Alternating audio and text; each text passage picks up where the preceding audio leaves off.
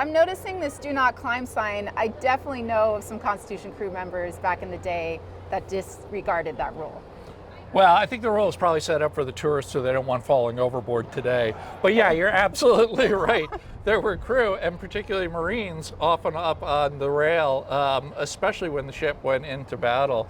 And that was particularly significant in Constitution's first battle of the War of 1812 against HMS Guerriere, when the two ships actually collided.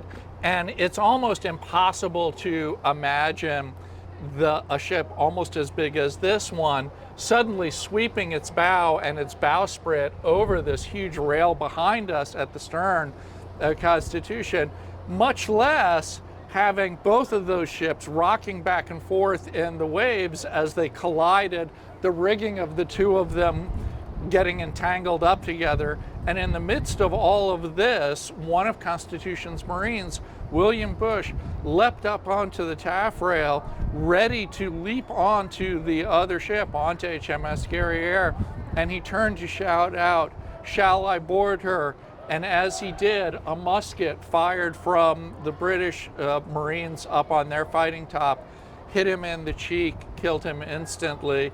And before the rest of the Marines could actually even follow up on that order, the two ships managed to pry themselves apart in the waves and the wind, and the battle ensued again at a distance. William Bush, as a result, was the first U.S. Marine to die in battle on a ship, but they were prepared for this. And it's unusual that we have that kind of detailed account of someone's death in battle on the ship.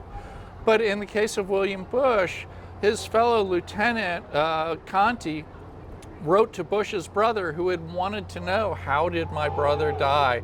And Conti, in reply, wrote this eloquent letter describing step by step Bush leaping up onto this rail in the midst of these colliding huge wooden vessels ready to make the jump when he was unfortunately killed. And he explained to Bush's brother that William had, in fact, acted honorably and discharged his duty and died honorably in the service, ready to make that boarding call. Okay.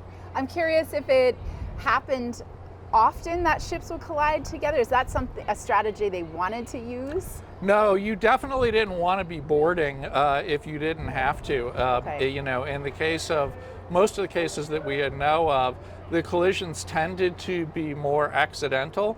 You had to be pretty desperate to try and board another ship, because you're losing control of the situation, right?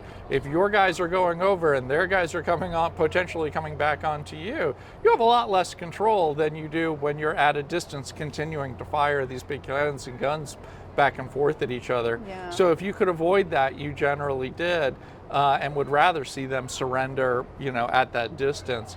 But it did occasionally happen, and sometimes, as a desperate move, you would intentionally kind of crash into someone else.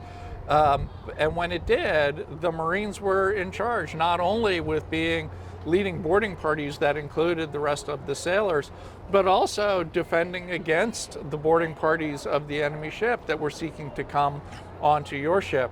And so with boarding pikes, these long spears, they would train ready to fend off that attack. It was pretty brutal business. I know, I play some naval warfare video games, and there's, you get ready to board the ship, and then it's like, cutscene, you're on the enemy ship. So you've really given me an appreciation today of actually what it took and the damage and courage it took to make that move.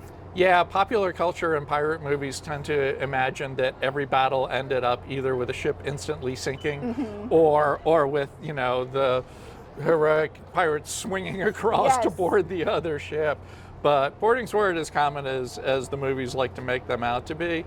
And as you can imagine, trying to jump off of this ship onto another ship, here we are sitting at the dock and they don't want anybody climbing up here. You can't imagine how difficult it would be climbing up here and then leaping onto the bow of another ship that was held onto this one only by the rocking waves and the clash of rigging.